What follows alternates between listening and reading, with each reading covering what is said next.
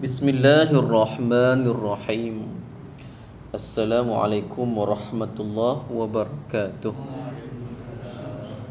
Ila hadratin nabiyina Mustafa Muhammadin sallallahu alaihi wasallam wa ila kafatil anbiya wal mursalin wal awliya wal syuhada wal salihin wa khususan ila kulli masyaikhina wa li muallimina wa li asatadatina ولآبائنا ولأمهاتنا ولإخواننا وكل كرامتنا ولجماعتنا ولجميع المؤمنين والمؤمنات والمسلمين والمسلمات الأحياء منهم والأموات شهدوا الله لهم الفاتحة. أعوذ بالله من الشيطان الرجيم. بسم الله الرحمن الرحيم.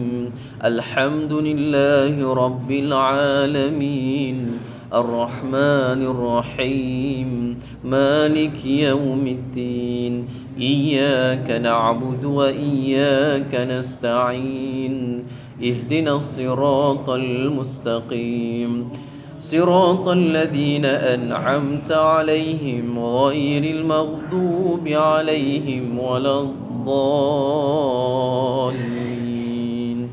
آمين.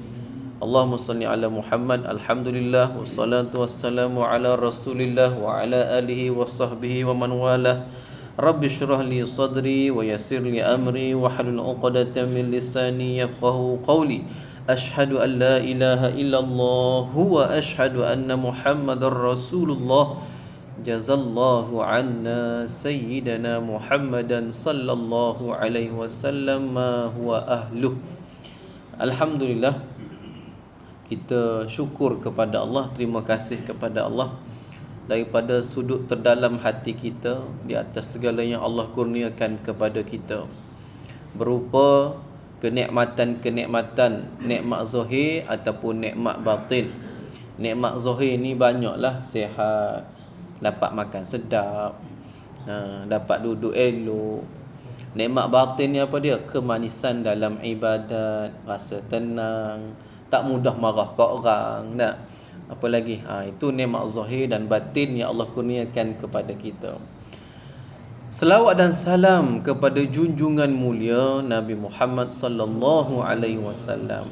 Baik, kita ni Nabi Muhammad ni tok guru kita hak nombor satu, yang mengajar dan memperkenalkan kita cara nak menyembah dan mengenal Tuhan Allah.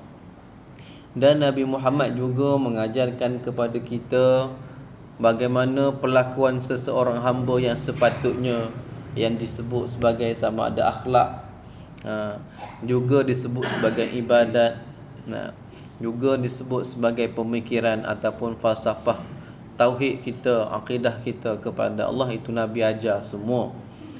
Jadi Nabi ni bila dia bagi jasa besar sangat pada kita, sebab jasa ni sampai ke akhirat, yang jamin kita selamat dunia akhirat, maka sewajarnya lah kita berselawat selalu kepada Nabi Muhammad sallallahu alaihi wasallam. Baik, tetapi selawat itu sebenarnya bukan kita selawat. Selawat itu sebenarnya kita minta kepada Allah supaya berselawat kepada Nabi. Kan Allahumma salli ala, Allahumma ya Allah tolong kami. Allah, ya Allah tolong, ya Allah bantu kami. Salli ala, selawatlah kepada Sayyidina, penghulu kami Nabi Muhammad. Mana kita minta Allah selawat. Sebab tu selawat ni kalau buat dalam keadaan main-main pun diterima jadi. Selawat ni sambil selawat sambil riak. Macam mana selawat sambil riak? Macam mana? Selawat sambil sombong-sombong. Ada tak? Dia boleh jadi ni, jenis ada jenis geng-geng maulid ni lah. Suara sedap tu lah. Dia riak sallallahu, dia buat suara sedap ikut dia lah. Dia rasa bangga. Tak apa, diterima. Satu-satunya ibadat buat dalam keadaan sombong diterima. Ibadat lain tak terima. Selawat saja. Sebab hakikatnya selawat tu Allah hak betul-betul selawat. Kita main-main tak apa, tapi Allah hak betul-betul. Baik, tapi alangkah lebih bertuahnya jika yang berselawat itu adalah jasad kita, dan lebih utama rohani kita pun berselawat kepada Nabi Muhammad sallallahu alaihi wasallam. Jangan lupa niat iktikaf dan niat duduk dalam majlis ilmu lillahi taala. Insya-Allah pada malam ini tak ada orang beli lagi ke? Tak ada beli lagi. Tak ada boleh lagi nak baca ni. Carilah. Ni Safinatun Najah. Misbahud Duja Syarah Safinatun Najah. Malam ni kita cerita bab apa ni? Bab fiqh penanya Baik, Allahumma salli ala Muhammad. Yang kita berhenti hari itu dalam catatan, siapa ada catat, kita masih lagi dalam muqaddimah, dalam syarah kepada muqaddimah kitab ni lah. Baik. Yang kita berhenti hari itu, kita berhenti tentang wassalatu wassalamu ala sayyidina Muhammad wa ala alihi. Alihi itu merujuk kepada siapa ahli Nabi ni, ahli keluarga Nabi, dan kita jelaskan antaranya adalah al-ummahatul mu'minin. Al-ummahatul mu'minin, ibu-ibu orang-orang beriman. Siapa? Isteri-isteri Nabi lah. Isteri-isteri Nabi digelar sebagai al-ummahatul mu'minin, ibu-ibu. Baik. Jadi ada beberapa orang ibu. Kemudian kita cerita juga tentang yang disebut wa ala alihi wa sahbihi pula. Yang ni kita nak cerita tentang wa sahbihi pula, sahabat-sahabat Nabi yang termasuk dalam selawat ni. Allahumma salli ala sayyidina Muhammad wa ala alihi, maknanya merujuk kepada ahli keluarga Nabi, wa sahbihi wa sallim. Ni kita nak cerita wa sahbihi pula. Baik. Allahumma salli ala Muhammad. Sahabat ialah orang yang hidup sezaman dengan Nabi, melihat baginda, beriman kepada baginda, dan meninggal dalam keadaan beriman, yang sempat berjumpa dengan Nabi satu zaman. Yang nombor satu, sezaman. Okey, kenapa sebut nombor satu sezaman? Sebab boleh jadi zaman kita pun jumpa dengan Nabi dalam mimpi ataupun yaqazatan, yaqazah. Tapi sebab tidak sezaman, maka tak dipanggil sahabat. Dia kena hidup sekali, satu zaman.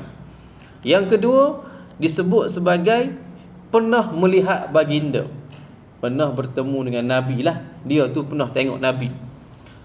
Kan ada waktu sebelum Nabi nak meninggal, sehari Nabi nak meninggal tu, maknanya sebelum Nabi meninggal, bukan lepas time Nabi meninggal baru datang pergi jumpa. Tidak, sebelum Nabi meninggal, sehari sebelum dia datang jumpa Nabi. Tu dia kira sahabat dah. Tapi kena beriman pula. Syarat nombor 3 apa dia? Beriman dengan baginda Nabi sampai akhir hayat, maknanya Islam sampai mati. Maka itu disebut sebagai sahabat. Baik. Ada yang beriman sezaman tetapi tak berjumpa dengan Nabi. Siapa? Dia sezaman, hidup sezaman dengan Nabi, beriman agama Islam, beriman dengan apa yang Nabi sampaikan, tapi tak ada jumpa Nabi. Siapa? Dia jumpa pula zaman Sayyidina Umar jadi khalifah, maknanya Sayyidina Abu Bakar pun dia tak jumpa. Sayyidina Umar baru dia jumpa. Siapa ni? Sayyidina Uwais Al-Qarni. Uwais Al-Qarni. Jadi kita tak panggil sahabat ke dia walaupun dia sezaman, cuma sebab dia tak jumpa. Dia dipanggil sebagai tabi'in sebab dia sempat jumpa dengan sahabat sezaman tapi tak ada jumpa dengan Nabi. Apa kisah dia? Dia beriman, cuma dia tak dan pergi nak ziarah Nabi, tak dan pergi ke Madinah sebab dia sibuk menguruskan ibunya. Ibu dia uzur. Ibu dia uzur, pergi mana-mana dia duduk pergi ke atas belakang. Dia bawa pergi mana-mana, tolong suap mak dia, besar jasa dia, sehingga kan walaupun dia ni tak jumpa dengan Nabi, tapi Nabi sebut awal-awal nama dia. Nanti Nabi pesan pada Sayyidina Umar, nanti kamu akan jumpa ada seorang yang bernama Uwais Al-Qarni. Kalau jumpa dengan dia, kamu mintalah suruh dia berdoa. Maknanya Nabi isyarat yang dia ni makbul doa. Orang mulut masing lah. Mulut masing. Sebab apa mulut masing? Sebab khidmat dia kepada ibu dia tadi. Dia patut pergi jumpa Nabi, tapi dia tunda dulu hasrat dia tadi. Walaupun dia cinta pada Nabi, dia tunda. Sebab apa? Utama jaga mak dulu.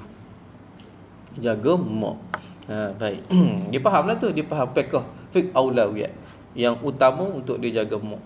Dan dia tak dipanggil sahabat, dipanggil apa tadi? Tabi'in. Baik. Ada juga di kalangan para sahabat yang hidup sezaman dengan baginda tetapi tidak berjumpa. Okey, baik, dah sebut. Mengikut pendapat Abu Zur'ah, sahabat Nabi pada kewafatan baginda seramai 124,000. Jumlah sahabat Nabi 124,000 menurut Abu Zur'ah. Maknanya sampai Nabi wafat tu 124,000. Sahabat yang paling akhir wafat, last sekali, maknanya paling panjang usia dia, sahabat yang sempat jumpa Nabi yang terakhir wafat adalah nama dia Saiduna Abu Tufail Amir binu Wathilah Al-Laythi.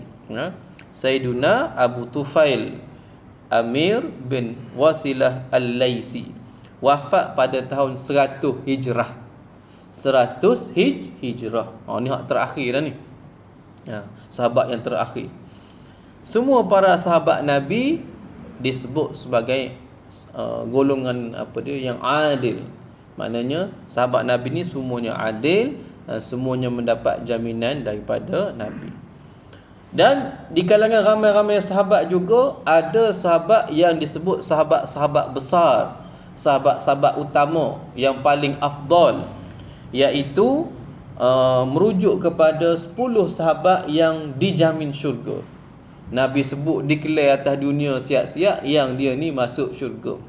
Iaitu yang pertama Saidina Abu Bakar. Ingat, Saidina Abu Bakar. Yang kedua Saidina Umar, Saidina Uthman, Saidina Ali bin Abi Talib, Saidina Sa'ad bin Abi Waqqas, Saidina Sa'id bin Zaid, Saidina Talhah bin Ubaidillah, Saidina Zubair bin Al-Awwam, Saidina Abu Ubaidah bin Ibn Jarrah, Saidina Abu Rahman bin Auf. Ini 10 sahabat utama. Boleh ulang? Sebutkan 5 sahabat utama. Sebutkan sekarang. Sebut 5 je. Abu Bakar, Saidina Umar, Saidina Uthman, Saidina Ali. Seorang lagi Abdul Rahman bin Auf. Mudah-mudah sudah lah. Nak suruh sebut 5 je daripada 10. Nak? Baik. Saidina Bilal? Saidina Bilal? Saidina Bilal tidak disebut dengan jelas, tapi kiasan. Kan? Nabi Isra Mi'raj tu kan? Kan? Nabi Isra Mi'raj, aku dengar tapak kaki Bilal. Nak sebutnya rapatnya hubungan Nabi dengan Bilal, maknanya bunyi tapak kaki, cara Bilal berjalan tu, bunyi dia tu Nabi cam. Maknanya Nabi dengar dalam syurga tapak kaki Bilal. Maknanya apa dia? Takkan tapak kaki saja Tuhan tak ada. Sayyidina Bilal juga syurga. Cuma dia tak termasuk 10 hak utama ni. Baik. Para sahabat yang paling afdal ini antaranya Khulafa Ar-Rasyidin, dan keutamaan mereka adalah mengikut tertib kekhalifahan masing-masing. Maknanya ranking nombor 1 Sayyidina Abu Bakar, nombor 2 Sayyidina Umar, Sayyidina Uthman dan Sayyidina Ali. Timur, barat, utara, selatan, kiri kanan Nabi, depan belakang Nabi. Baik. Orang-orang yang bersama atau bertemu dengan para Nabi yang sebelum Nabi Muhammad pula disebut sebagai Hawariyun. Hawariyun. Kalau Nabi dipanggil sahabat. Kalau orang jumpa dengan Nabi Muhammad dipanggil sahabat. Kalau yang jumpa dengan sahabat, dengan Nabi-Nabi sebelum Nabi Muhammad, tak dipanggil sahabat, tapi dipanggil Hawariyun. Itu gelaran dia, ya. Hawariyun, maknanya boleh kata sahabat Nabi Musa, sahabat Nabi Isa, yang beriman dengan Nabi Isa, yang beriman dengan Nabi Musa dan Nabi-Nabi lain. Tapi tak dipanggil sahabat, dipanggil Hawariyun. Baik. Kita tengok cerita pula khalifah Sayyidina 4 khalifah. Kita ni tak masuk lagi bab fiqh baru syarah mukaddimah baru. Kan mukaddimah, alhamdulillahirabbil alamin wassalatu wassalamu ala asyrafil anbiya wal mursalin. Itu mukaddimah tu. Baru syarah benda ni baru. Ni pun dah 20 muka surat dah ni. Nak sebutnya ilmu ulama ni luahnya. Bila nak masuk bab fiqh ni tahun depan kot. Tak apalah, kita tengoklah. Kita insya-Allah. Baik, kita tengok yang pertama Sayyidina Abu Bakar. Dipilih secara musyawarah kaum Muhajirin dan Ansar. tempoh khalifah dia jadi pemimpin, jadi pengganti Nabi. Khalifah ni maknanya pengganti, bukan pemimpin. Khalifah maknanya pengganti. Pengganti siapa? Kepada Rasulullah. 2 tahun 3 bulan 10 hari. Tempoh dia menjawab jawatan khalifah. Umur ketika wafat, usia Sayyidina Abu Bakar ni 63 tahun. 63 tahun. Maknanya waktu Nabi wafat umur dia 61. Baik. Sayyidina Umar ini ditunjuk oleh Sayyidina Abu Bakar. Dia jadi khalifah tu dengan cara ditunjuk oleh Sayyidina Abu Bakar. Lepas aku tak ada ni Umar lah ganti. Baik. Tempoh khalifah dia 10 tahun 6 bulan 8 hari. 10 tahun 6 bulan 8 hari. Oh, detailnya ulama sampai hari. Nasib baik tak ada jam. Detailnya dia boleh tahu. Siapa boleh cerita kat sini? Berapakah tempoh masa Abah menjawab jawatan PM? Berapa bulan? Berapa hari? Boleh sebut? Berapa tahun? Tak boleh juga. Kata sokong. Kata minat. Contoh lah tu. Bukan saya nak cakap politik, contoh. Kita tak boleh cerita juga. Tapi ulama macam ni sekali dia kaji. Sahabat nak 10 tahun 6 bulan 8 hari. Itu Sayyidina Umar. Wafat pada usia 63 tahun. Juga. Usia dia 63 tahun. Maknanya apa dia? Usia Sayyidina Umar ketika Nabi Muhammad wafat berapa tahun? Tolak. Kiranya tolak dalam lebih kurang 12 tahun. 12 tahun. 63 tolak 12 maknanya 51. Time Nabi wafat tu Sayyidina Umar umur dia 51. Baik. Kemudian Sayyidina Uthman. Sayyidina Uthman adalah hasil daripada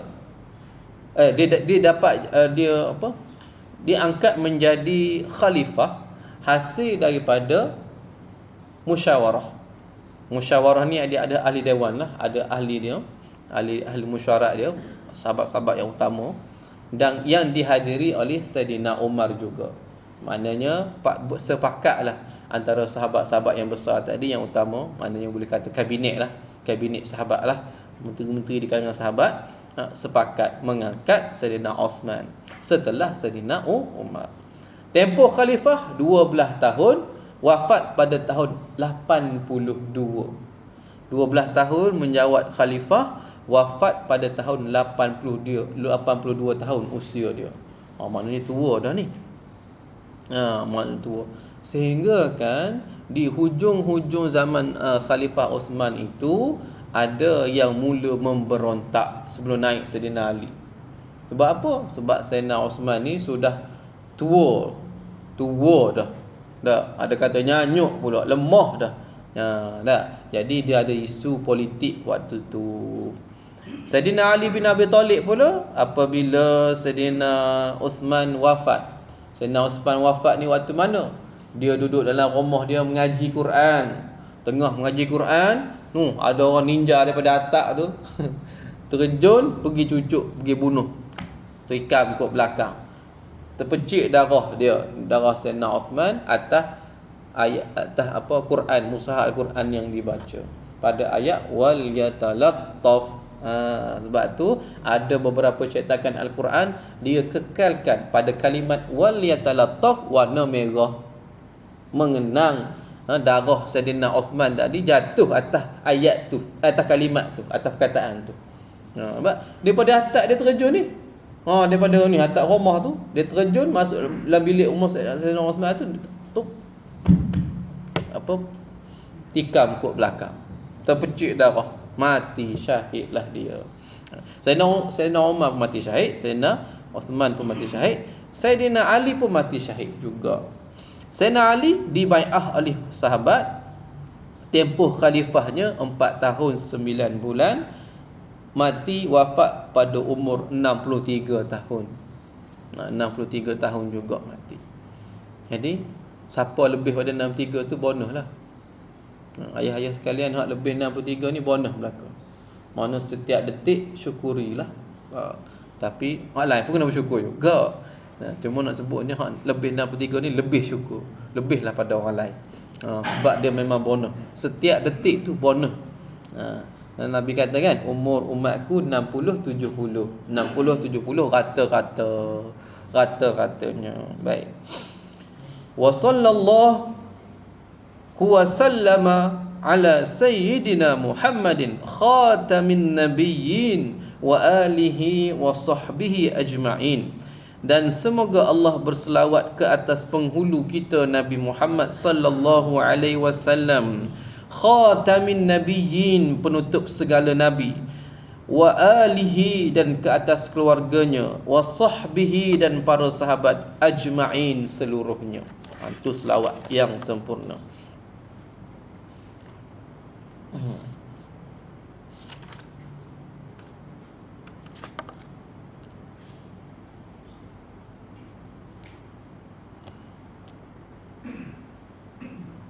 Kemudian kita tengok kepada fadilat Al-Quran dan selawat.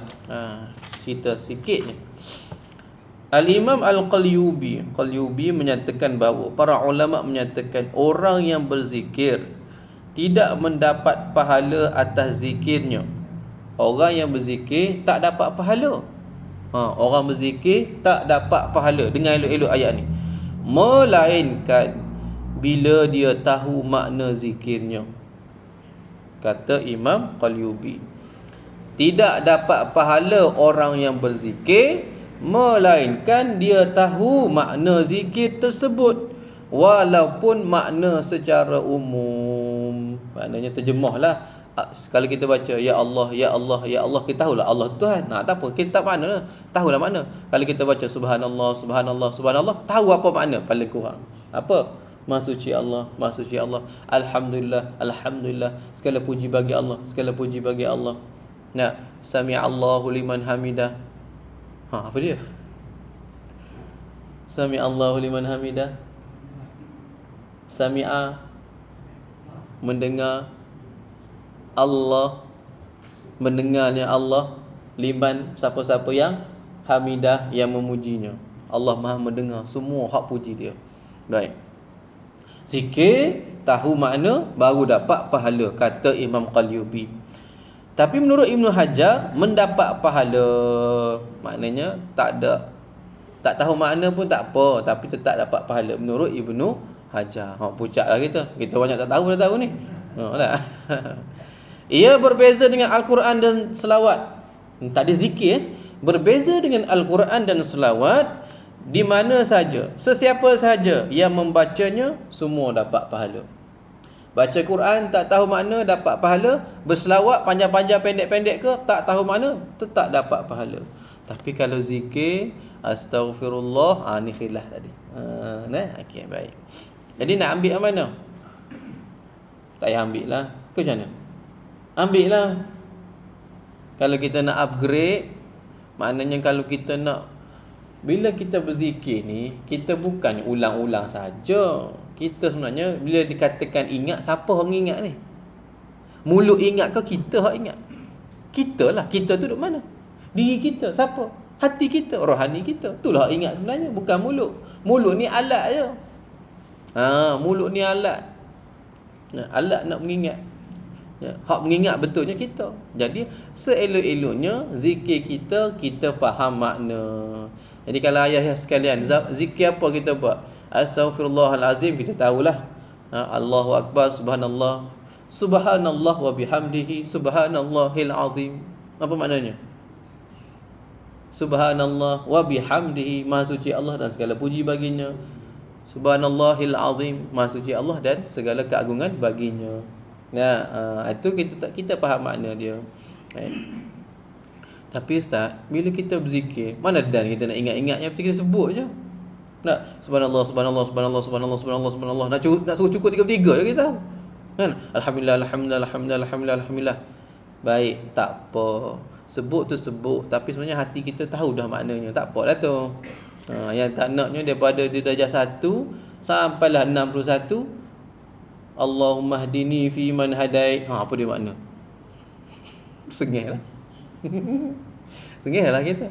At-tahiyyatul mubarakatus salawatut thayyibatu lillah. Apa makna? Sengih lah kita. Sengih lah. Nasib baik ada pendapat Ibn Hajar tak? Baca, tak faham tak apa, yang penting baca, dapat pahala juga. Tapi upgrade lah, upgrade. Sebab bila upgrade pengetahuan ini, dia automatik jadi upgrade iman. Dan upgrade makrifat kita pada Allah. Bila kita baca tu cengkam di hati kita, barulah fikiran kita tak melayang-layang. Ni mulut baca lain, hati duduk ke lain. Banyak macam tu lah kita. Sebab tu kalau seelok-eloknya zikir kita fahami. Baik.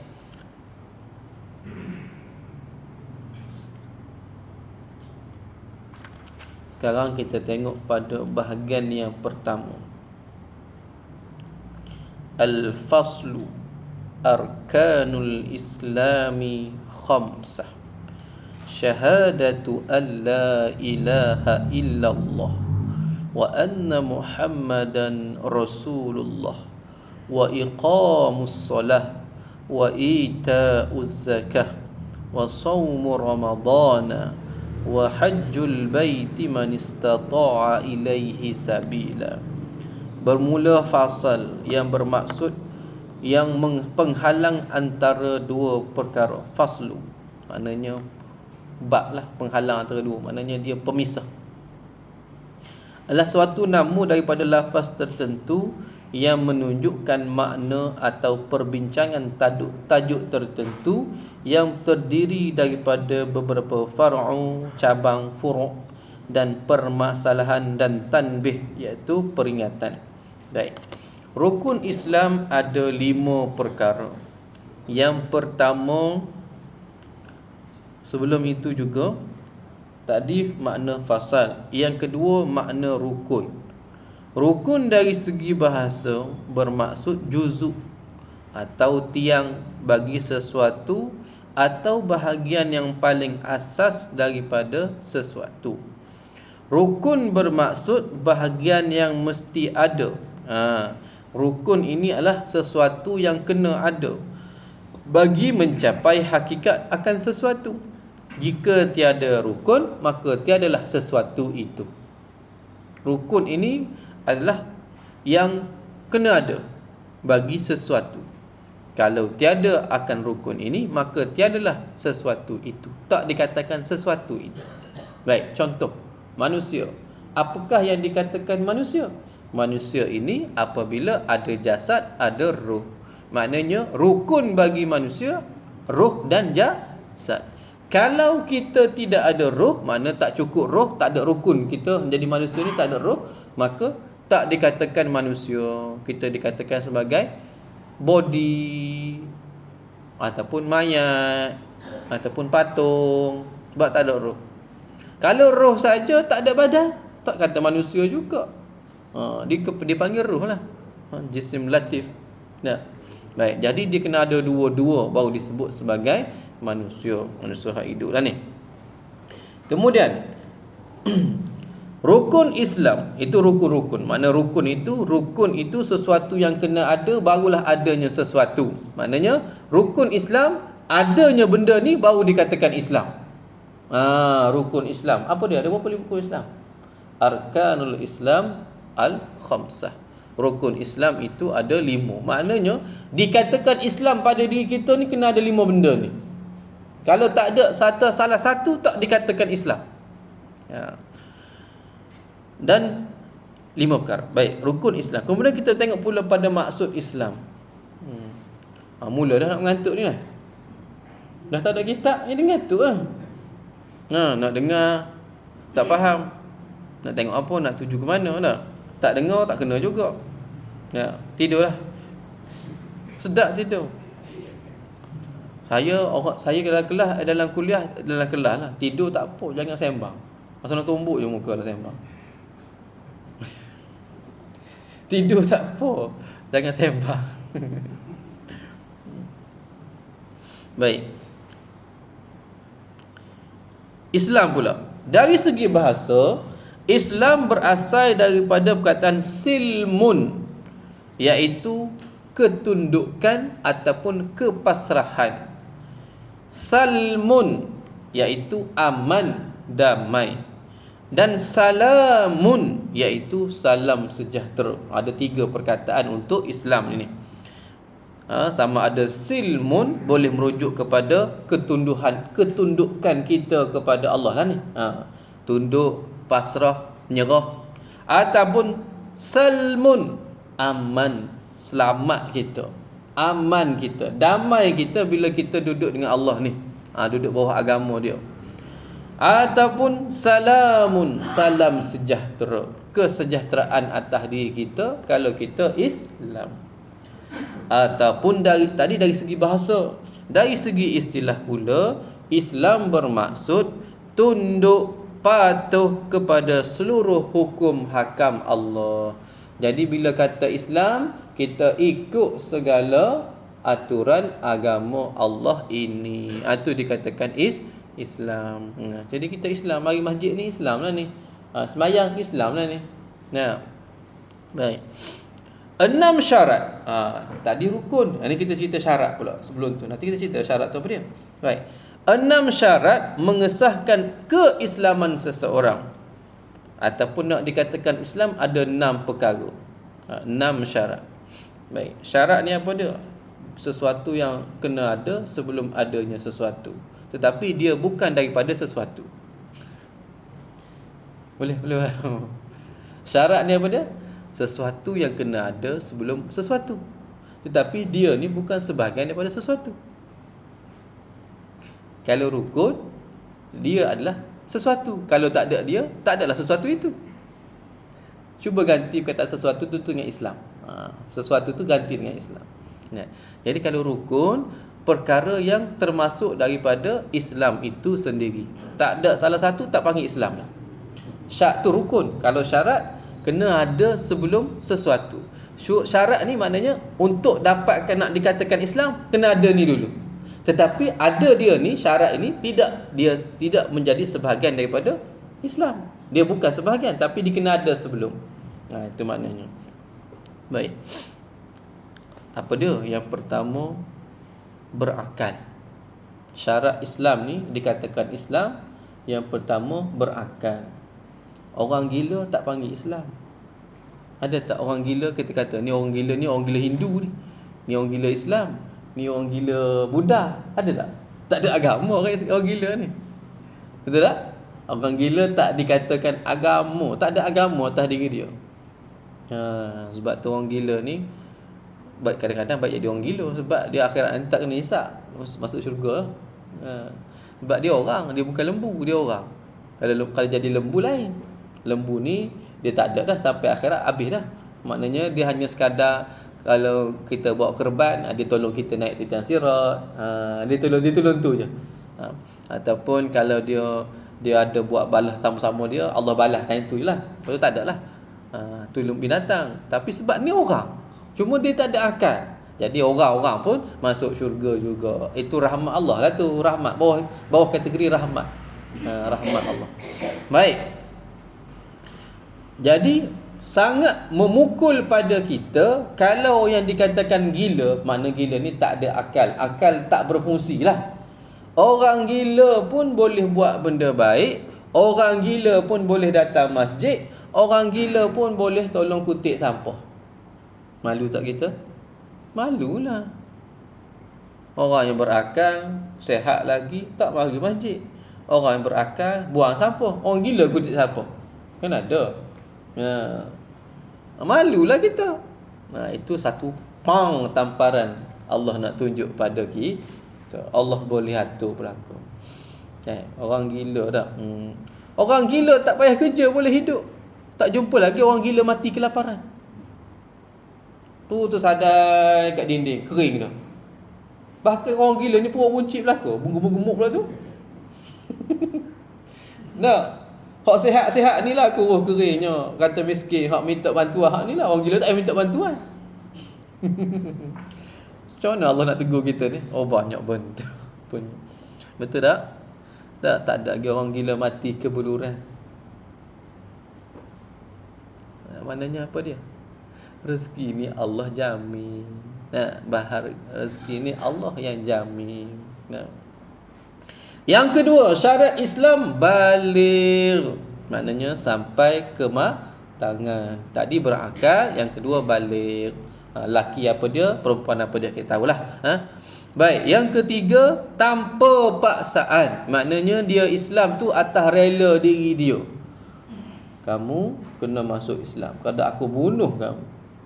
Kamu kalau nak duduk kat sini kena Islam. Kalau aku bunuh kamu. Tak ada. Tu tak dikatakan Islam. Jadi dia nak kepada Islam, masuk Islam ni dengan sukarela dia. Tak ada orang paksa. Tak.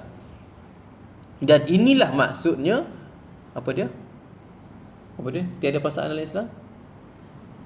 Apa maksudnya? Apa yang ayat Quran hak tak ada paksaan tu? Tolong saya tak ingat kan. Apa dia? La ikraha fid din. Ya. Bukan. Yang tidak ada paksaan dalam Islam apa dia? Ayat dia. Tak ingat ni. Cepat tolong. Kan tak ingat orang main ni. Apa dia? Tiada paksaan dalam Islam. La ikraha fid din kan? Betul lah. Jangan orang pening gitu. Saja nak suruh gerak otak sikit. Nampak ngantuk sangat ni. Karrah. Tidak ada paksaan. Tak boleh nak paksa-paksa dalam Islam. Merujuk kepada orang yang bukan Islam untuk masuk Islam. Bukan ayat ini digunakan untuk sesama Islam. Silap tu. Kenapa tak pergi sembahyang masjid? Kan la ikraha fid din. Tidak ada paksaan dalam agama. Mana maunya ayat itu. Silap dia tu.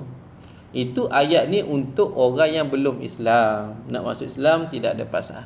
Orang yang dalam Islam kena paksa ke? Bukan kena paksa. Kena didik, kena ajak selalu. Dia tak panggil ayat paksa. Cuma malas dia ataupun belum sampai seru lah. Belum sampai seru lah. Seru lah. Maknanya malaikat maut tak tiup pergi kat hidung dia. Pergi masjid tu. Malaikat maut tak tiup lagi dah. Dia mari masjid, dia tak nak datang masjid sebab mungkin ada kekangan-kekangan dia. Tinggal saja kita tolong ajak selalu. Kita bukan paksa ajak. Kalau anak-anak dipanggil didik. Kalau orang tua dipanggil ajak selalu. Yang ketiga, yang keempat, syarat Islam juga mengucap dua kalimah syahadah. Asyhadu an la ilaha illallah wa asyhadu anna Muhammadar Rasulullah. Dua kalimah syahadah. Syahadah ni maknanya penyaksian. Okey. Asyhadu an la ilaha illallah. Aku bersaksi dengan sebenar-benarnya bahawa la ilaha illallah. Tiada Tuhan selain Allah. Tiada Tuhan yang sebenar-benarnya layak disembah melainkan Allah. Wa asyhadu anna Muhammadar Rasulullah. Dan aku bersaksi bahawa Nabi Muhammad Rasulullah, utusan pesuruh Allah. Maknanya nak sampai la ilaha illallah tu kita tak mengenal Tuhan melainkan kena ada utusan dia tu dah sampai pada kita. Sebab tu berkait dua kalimat syahadah. Baik. Asyhadu an la ilaha illallah wa asyhadu anna Muhammadar Rasulullah. Saya sebut berapa kali dah ni. Jadi guru saya ajar pada saya, jelas tegah, jangan bagi dua napah, buat senapah. Asyhadu an la ilaha illallah, hidupkan Allahu, hidupkan. Jangan mati, jangan mati, hidup. Asyhadu an la ilaha illallah wa asyhadu anna Muhammadar Rasulullah. Ni untuk kita ni, hak Islam dah ni. Ni untuk kita hak Islam dah ni, jangan pergi putus. Adalah tu cerita dia tu. Baik, maknanya dua kalimah antara penyaksian pertama dan kedua dia terhubung. Allahu tadi terhubung. Jangan dipisahkan antara Allah dengan Muhammad. Duduk sekali atas diri kita. Okey. Tapi kalau qomat ada wa tak? Allahu akbar, Allahu akbar. Asyhadu an la ilaha illallah, asyhadu anna Muhammadar Rasulullah. Tak ada waw. Siapa tambah waw, bid'ah. Bid'ah tu lah bagi senang sikit. Azan tak ada waw, qomat pun tak ada waw. Sebab ada orang buat qomat macam tu. Saya tak tahulah siapa. Adalah. Kampung-kampung adalah. Nah. Allahu Akbar, asyhadu an la ilaha illallah asyhadu an la ilaha illallah wa asyhadu anna Muhammad. Dia tambah waw. Jangan tambah, tak boleh tambah. Tak ada waw situ. Untuk qomat dia tidak ada waw. Kalau tambah juga macam mana? Tak berdosa, sah je. Dia cuma perkataan. Cuma yang rajih tidak ada waw. Yang sahihnya tidak ada waw. Asyhadu an la ilaha illallah, asyhadu anna Muhammadar Rasulullah. Hayya 'alas salah, hayya 'alal falah. Hayya 'alas salah, hayya 'alal falah. Qad qamatis salatu, qad qamatis salah. Allahu akbar, Allahu akbar. La ilaha illallah. Tak ada waw Baik.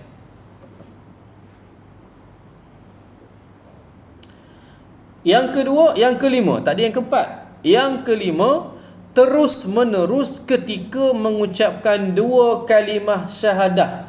Berterusan, bila mengucap tu berterusan. Sambung terus. Berterusan sama ada on the spot pada waktu yang sama ataupun dengan makna yang saya sebut tadi. Sambung satu ayat. Kita ambil makna yang pertama tadi, berterusan. Maknanya apa dia? Tak nak mengucap tu asyhadu an la ilaha illallah sampai situ saja. Lepas tu dia pergi makan dulu ke, pergi berak dulu ke, baru sambung asyhadu anna Muhammad Rasulullah. Tak boleh, tak jadi. Tak jadi mengucap gitu. Dia kena direct. Tu maksud dia. Asyhadu an la ilaha illallah wa asyhadu anna Muhammadar Rasulullah dalam waktu tu juga. Jangan pergi tangguh-tangguh. Jangan pergi tangguh-tangguh. Takut tangguh-tangguh lah. Asyhadu an la ilaha illallah. Lek. Lagi kedai ya. Sakok lu. Tak ada. Tu tak dikira. Batal. Baik, yang keenam, tertib antara dua kalimah syahadah. Maknanya kena asyhadu an la ilaha illallah dulu, baru asyhadu anna Muhammadar Rasulullah. Jangan asyhadu anna Muhammadar Rasulullah wa asyhadu an la ilaha illallah. Tak boleh. Tak pernah dengar ni kan? Tak boleh Tak boleh lah. Mana tak ada lah tu. Tak boleh. Dia kena tertib la ilaha illallah dulu, baru asyhadu anna Muhammadar Rasulullah. Rasa banyak lah malam ni. Banyak tak? Bila ulama hurai ni banyak. Bukan saya hurai, kitab ni hurai. Saya tolong baca je ni. Baik. Jadi rukun Islam itu ada 5 perkara. Kita telah huraikan makna rukun, makna Islam, dan kita tengok pula 5 perkara. Yang pertama, bersaksi bahawa tiada Tuhan ataupun disebut sebagai ilah.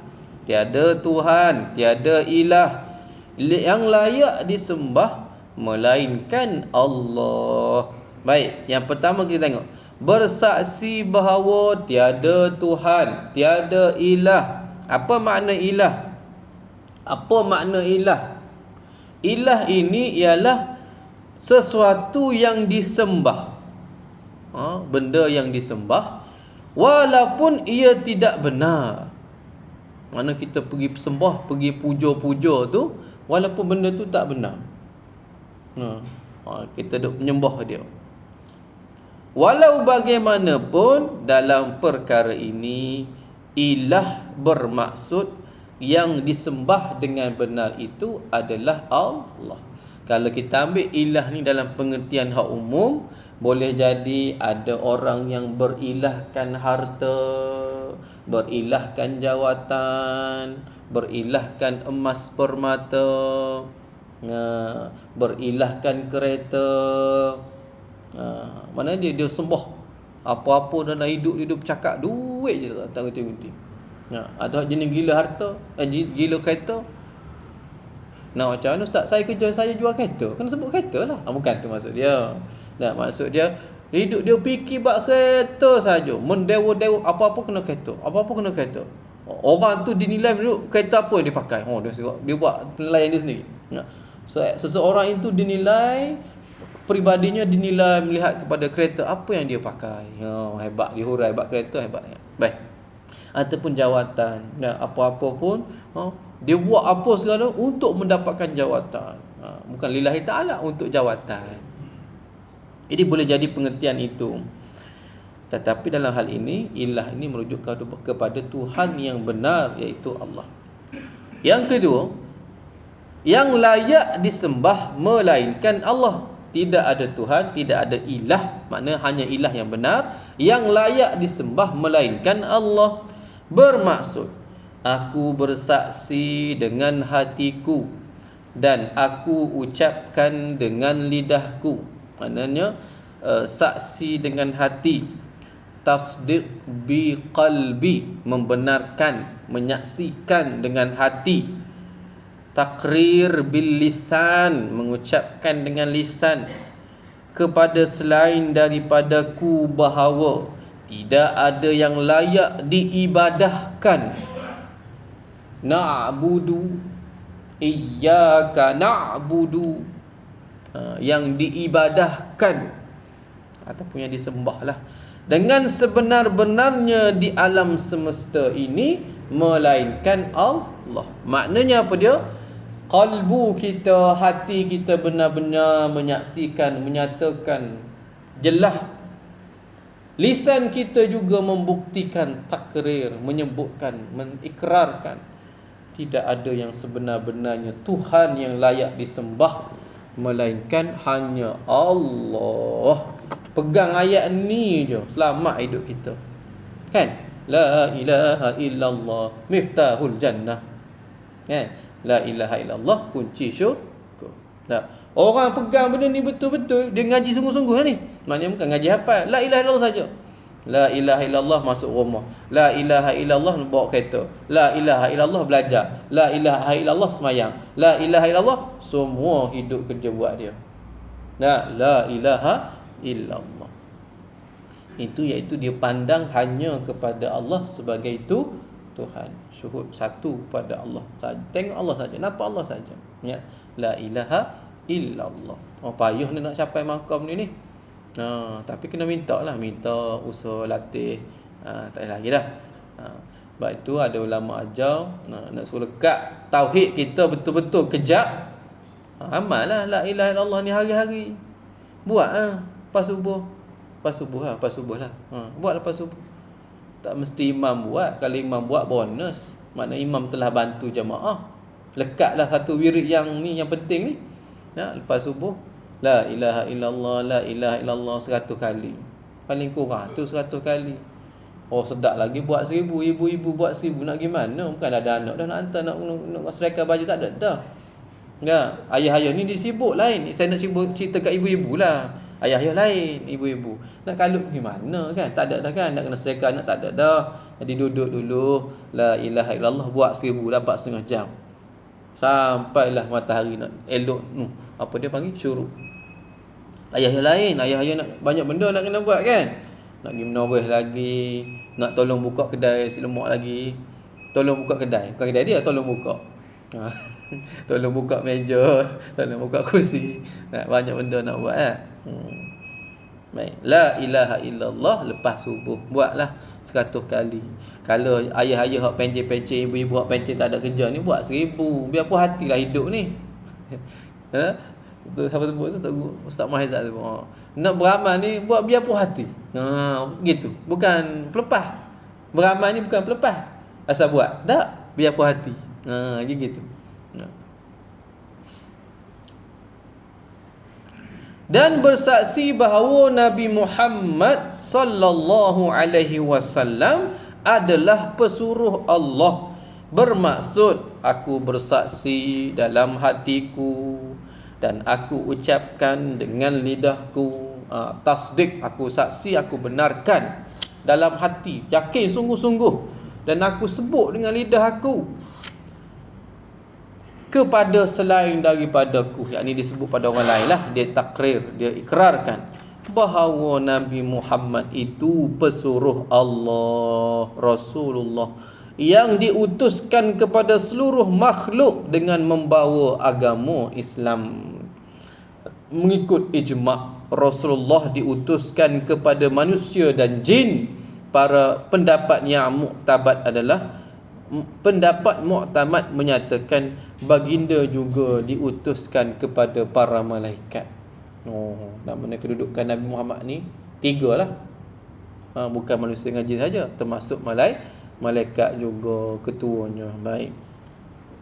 Nanti kita sambung balik lain kali perkara-perkara yang berkaitan dengan 2 kalimah syahadah. Baik, hari ni hak panjang-panjang ni kita dah baca 5 muka surat. Wallahu ta'ala a'lam. Bismillahirrahmanirrahim. Allahumma salli ala Muhammad. Allahumma faqihna fid din wa 'allimna at-ta'wil wa sallallahu wa sallama alaihi walhamdulillahi rabbil alamin. Assalamualaikum warahmatullahi wabarakatuh.